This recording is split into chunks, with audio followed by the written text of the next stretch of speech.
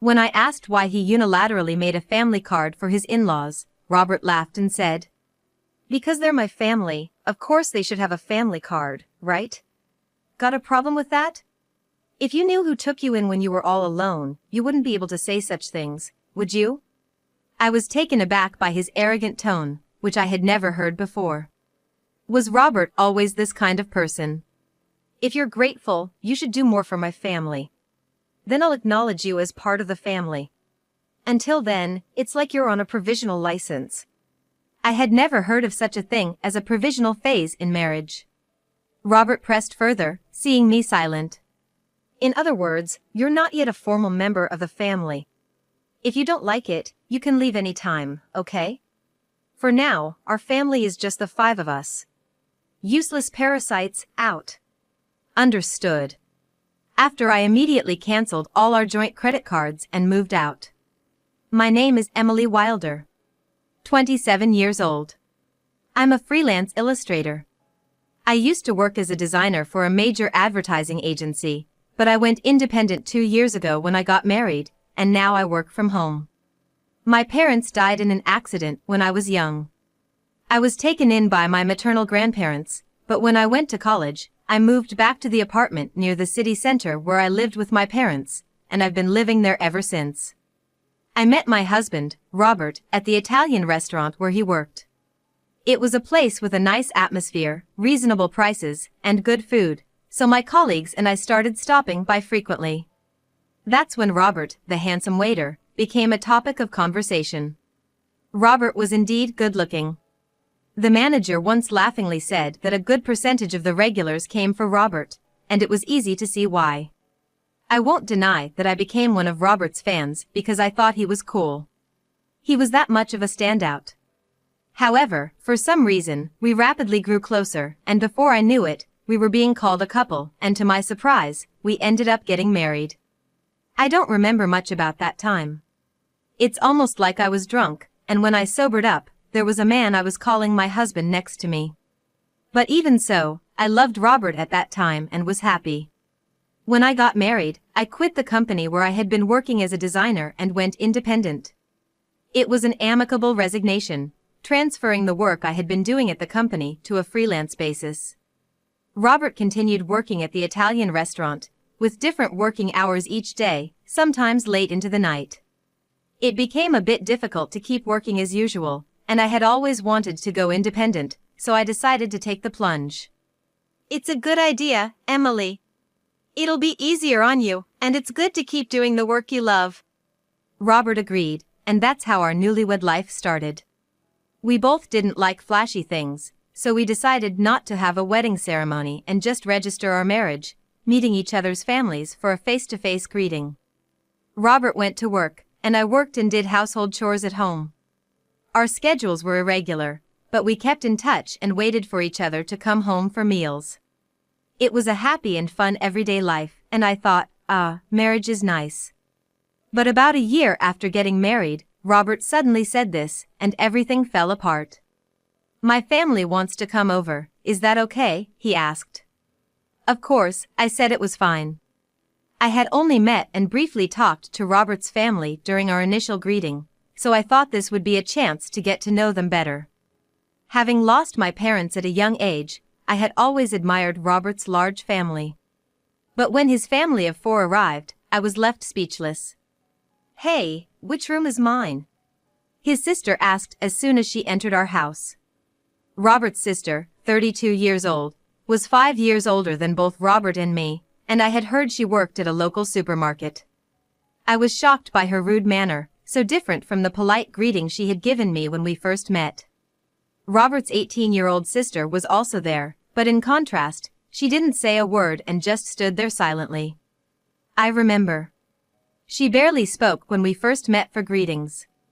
Hastened by Robert's sister, I showed the 2 sisters to the guest room, and Robert's parents to the room, which used to be my parents' room. It was the only Japanese-style room in the apartment, so I thought it would be best for them. After settling into their rooms, Robert's sister declared, "Well, since we're going to be living here together, you better start serving our family properly." I was confused by what she meant, but when I looked at Robert for help, he was laughing in a way I had never seen before. It turned out his family had given up their own home and moved into my apartment without my knowledge. Sorry, apparently our family home suddenly had to be vacated, and they had nowhere to go, he explained. I wish he had told me earlier, as I had assumed it was just for a day or two, and this was really inconvenient.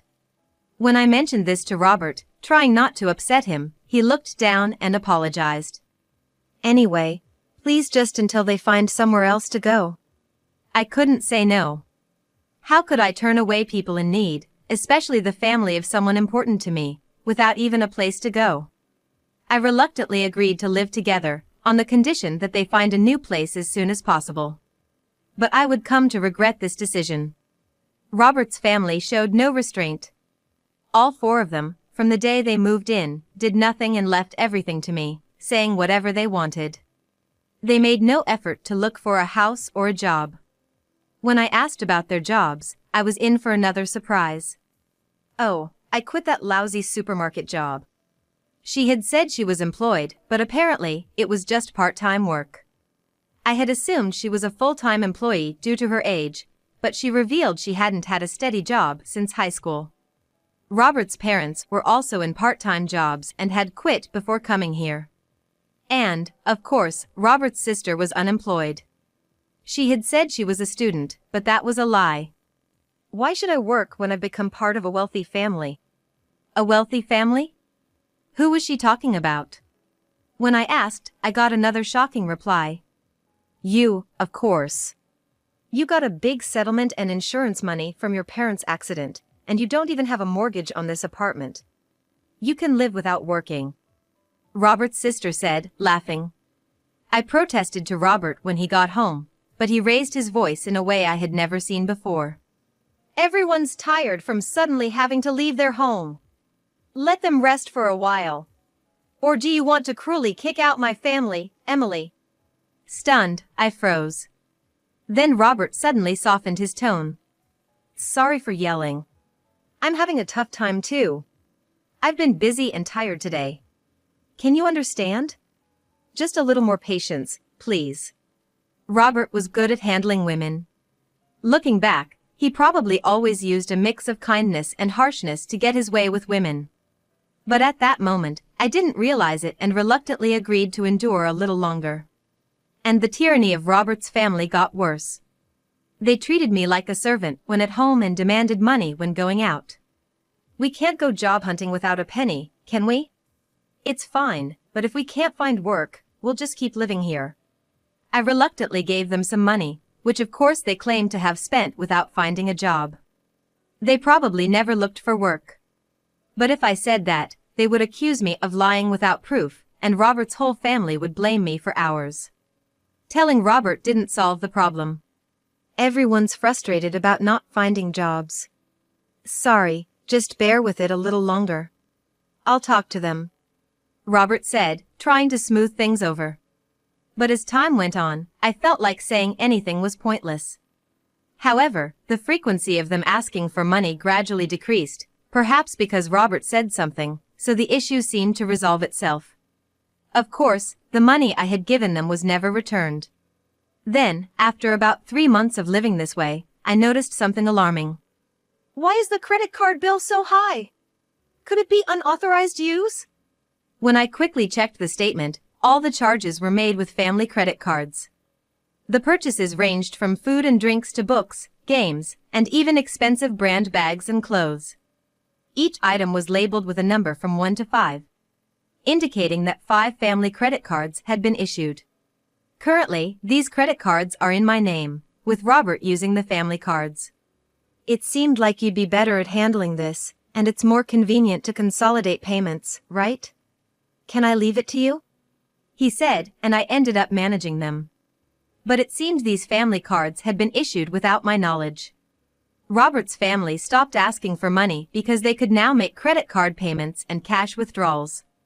When I confronted Robert about why he made family cards for his in-laws without asking me, he laughed and said, "Well, you complain when they say they have no money, so what choice do I have? Besides, you know who took you in when you were all alone, right? Can you really say such things to the important family of your benefactor? I was stunned into silence by his arrogant tone, unlike anything I had heard before. Was Robert always like this? If you're grateful, you should serve my family more. Then I'll acknowledge you as family too. Until then, consider it like you're on a provisional license. I had never heard of a provisional phase in marriage.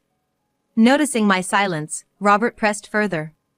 This means you're not yet an official family member. If you don't like it, you can leave any time, you know? Right now, it's just the 5 of us in our family. Useless parasites, get out. That's when I realized Robert's true nature. I felt as if all the blood had drained from my body, shocked. I considered divorcing Robert. In fact, I began to wonder why I married Robert in the first place. Initially, I just thought he was a handsome guy. Like the other girls, I was just excited about him being handsome, without any particular intent. Then one time, when I left to go to the restroom, Robert approached me. You seem different from other people, Emily? Huh? I don't know how to put it, mystical? Sorry, it's not something I should say to a customer. I was taken aback. That continued, and I gradually started to notice Robert. Maybe that was his strategy to make me like him. Thinking about it calmly, it started to make sense. I remember, when Robert came to our table for small talk, a colleague jokingly said I was a wealthy heiress living alone in a condo. It was right after that he started talking to me. Probably, he was after my wealth and this condo. Robert wasn't really my type. To put it nicely, he was modern. To put it bluntly, he seemed somewhat frivolous. I liked mature men who could talk quietly and seriously, but I ended up falling for Robert. I always found that strange. Robert was the so-called handsome guy. It must have been easy for him to charm a woman, especially someone like me, not used to men and newly into the workforce. I fell for his tactics and ended up marrying him. The thought made me so frustrated and embarrassed, I felt like destroying everything in the house. But I wasn't foolish enough to act on that impulse. I decided to get revenge, somehow. For that, I needed to endure this life a little longer. Like Robert manipulated me, I would control his entire family. The condo we live in was bought by my father with a mortgage soon after I was born. It wasn't very expensive back then, but the area developed rapidly with a new shopping center nearby, and now it's considered a luxury condo. My parents, hoping for more children, bought a spacious condo. That's why there's enough room even with Robert's family moving in. But even with its decent size, having Robert's family around is a nuisance for me, working from home. I'm enduring this only for the sake of revenge. As Robert's sister said, there's no mortgage payment for this condo. When I was 3, both of my parents passed away. In a car accident. They died on their way back from my paternal grandfather's funeral, after colliding with a speeding car on the freeway. That day, I was supposed to go with them, but I had caught the flu that's going around and had a high fever. So, my maternal grandparents came to the condo where we lived with my parents to take care of me, leaving me as the only one who survived. The mortgage payments were covered by the group credit life insurance. So the only housing costs I pay are the management fees and property taxes. Robert, seeing the amount, said he would contribute just a bit more than that to our household expenses. There's no mortgage, so if I put in that much, we should manage Emily's income, right? We'll each use our own earnings for personal expenses. Sounds good, doesn't it? I agreed, thinking maybe he was right. Until then, I had been paying for everything by myself, so I thought his contribution would lighten my load. Looking back, it was foolish, but at the time, I was blinded by my love for Robert and just went along with whatever he said. Robert probably thinks he's the head of the household and the one supporting me. Which is why he can so easily call me a parasite. But in reality, it's different. I pay for most of the expenses like utilities, food, social expenses, and entertainment. And now, 5 real parasites had been added to my household, making it impossible to manage with just that amount. I wanted to get rid of them as soon as possible, but I pretended not to notice and endured. I gritted my teeth and let Robert's family freely shop, reminding myself that I'll be the one laughing in the end, to get through these tough times. Then, 3 months after deciding to divorce, the day to act finally came. I'm tired. Please decide, it's either me or your family, I told Robert, presenting him with a final decision. He was surprised, but I continued without concern. None of your family members lift a finger to help around the house. They just dump all their chores on me. You know I work from home. I'm not just playing around. Yet, they treat me like a freeloader and tell me to know my place since you're supporting me. I've had enough, I cried as I confronted Robert. He looked at me, smirked, and said, Then you should leave. Didn't I tell you before? You're not really a part of this family yet. Giving up like this means you didn't earn your place in the family. I pretended to be shocked as I looked at Robert. What are you surprised about? If you can't live with my family, then you're the one who has to leave. Oh, and since I'm not at fault, I'll take this apartment as alimony. And I'll take half of your savings as part of the property division. Ah, so that was his aim all along. That's why his whole family kept harassing me, trying to drive me out. I knew it, but hearing it outright was still a shock. It was someone I once loved and even married. But thanks to this, I made up my mind. Fine, I said, deciding to divorce Robert. But this condo is mine. And I'm not at fault either. What did you say? The reason for the divorce is you allowing your family to live with us without consulting me, and your family ignoring me. I said it firmly to Robert. He seemed shocked that I outright rejected his proposal, not expecting such a response. It made sense, as I had always complied with his demands since our marriage. Thinking back on it, it made me angry. I don't want to spend another second with you all, so I'll leave now, but you should also prepare to leave. It's a joke, right? This is our home, we won't leave. Ever heard of residential rights? You can't just force people out who live here, Robert shouted. Ignoring his ranting, I left the house and went to my grandparents' place. I explained everything and asked if I could stay until things were settled. My grandparents were shocked to learn what I had gone through and scolded me for not consulting them earlier, tears in their eyes. Grandma, Grandpa, I'm sorry for worrying you. But I'll be okay now. You know, I might look docile, but I'm not really, I said with forced laughter, tears in my eyes. The day after I left the apartment, Robert contacted me right away.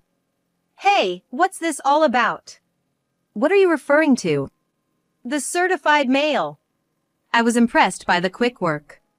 I had left the divorce proceedings to a lawyer, and when I told them yesterday that I was leaving the house, they arranged for everything to be delivered today.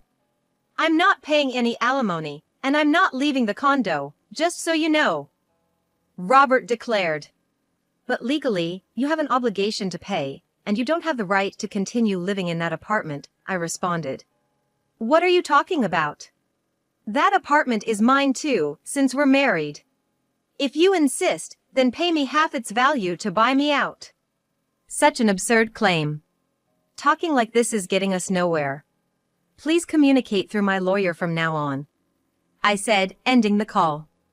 I knew he would probably call again tomorrow, but I had no desire to talk anymore today. As expected, he called the next morning.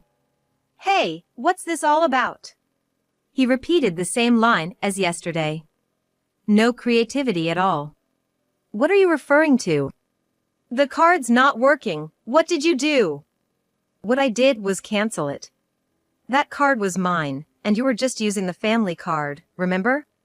Indeed, before leaving the house, I had switched all the contracts from that card to another and canceled it. Of course, the family cards would stop working when I cancel mine. I was paying for it, too. Yes, you paid the apartment's management fee and property taxes. Just for the first 2 months. It's not much, but I can deduct that from the alimony if you like. When I mocked him like that, I heard some indistinct shouting from the other end of the phone. That's right, Robert only paid the agreed amount for just 2 months. He made various excuses about the store and whatnot, always finding a reason to ask me to wait, but then he stopped paying altogether. If he forgot and thought he was still paying, that's some poor memory. But I didn't care anymore. He's someone I'm cutting ties with, his memory doesn't matter to me. That's the situation, so please pay your half of the living expenses I've been covering. I've kept a detailed household ledger, which I'll submit as evidence. Then divide the savings properly. It's marital property, he demanded. Yes, I understand. Let's split it accordingly. I agreed, and he ended the call with a parting shot, reminding me not to forget. Hey, what's that all about? Then, a few days later, I got another call with the same line. I realized they lacked not only memory but vocabulary as well. What do you mean? The split of shared property. Why is it 0? You must be rolling in cash from your parents' insurance and alimony. Ah, so that's what they were thinking. I patiently explained that my savings before marriage weren't part of the shared property, and since we had no savings after marriage, it naturally amounted to 0. Don't lie to me. If you think I'm lying, why don't you consult with someone? Anyway, from now on, please communicate through my attorney. I won't be speaking to you directly anymore. Goodbye. I said that, hung up the phone, and blocked Robert's number. 2 months after I left the house, Robert and his family finally moved out of the apartment. Not because they had a change of heart, but because they couldn't sustain their living. Naturally, Robert's income alone wasn't enough for a family of 5. They were used to shopping extravagantly with my card, telling them to cut back now was impossible. I had let them use the card intentionally for this. Knowing them, I was sure it would come to this. His family started pestering Robert for shopping money, and when he refused, they began stealing from his wallet. Even when Robert got mad, they blamed him for kicking me out. To top it off, the electricity, gas, and water were all shut off. Of course, I had arranged for that, since I had no plans to live there for a while. Robert tried to get them restored immediately over the phone, but the house was in my name. No one else could get them reconnected if the owner had them stopped. During the hot summer and early fall, his family couldn't bear the extreme heat and eventually left the condo. Where they went, I neither know nor care. Robert tried to stay till the end, but eventually gave up due to the lack of electricity and the inability to bathe. The divorce proceedings went faster than expected. Not because Robert had a change of heart, but because he messed up. He cheated on me while we were still married. Or rather, he had started making moves on someone thinking he could kick me out soon. He bragged about owning a luxury apartment in a prime location downtown, luring young girls there. It's surprising he did this while his family was around, but he had a history of such behavior, so they didn't mind. He was handsome, so I suspected he might do such things. Before leaving, I had installed cameras in several places in the house, which captured all the evidence. Maybe he underestimated me, but he really did disrespect me. He brought his family into my home without my permission, made a family card and left me the bill, kicked me out, and cheated on me. I demanded a hefty sum in alimony for all these. When Robert saw the amount, he turned pale and desperately pleaded for reconciliation, but I had no such intentions. Knowing he couldn't pay, I made him borrow as much as possible from his company and took whatever I could get. When I threatened to sue him for fraud over the family card, he reluctantly agreed to my terms. Well, I hope he does his best to pay off his debt. The divorce is finalized, and I'm still staying at my grandparents' place. I haven't decided what to do with the apartment yet. I might sell it. I treasured it because my parents left it to me, but since they passed away when I was very young and I have no memories of them, plus all this has happened, I think they'd understand if I let it go. My work as an illustrator is picking up. I might live alone again, but it's a good time for that. I can work just fine staying at my grandparents'. I'll depend on them a little longer, then move forward with strength. Next time, I won't be fooled by a man who's only good looking. I hope to find a partner I can share my life with.